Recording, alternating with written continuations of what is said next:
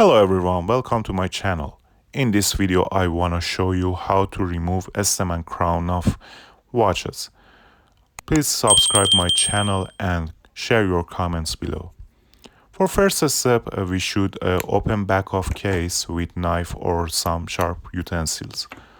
Now we can access the movement, and as you can see in the video, there is a button that we should press, and simultaneously we should push back the crown and stem.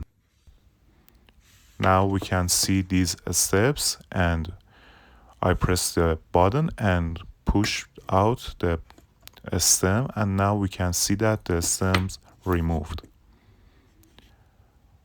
For reverse of this process, we should push the stem to the movement and rotate slightly.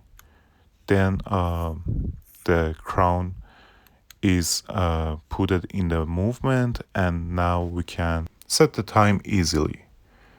And in this video, I just show you how to remove stem and crown of ETA 2836 underline 2 movement. And in next video, I show you how to remove stem of other movements.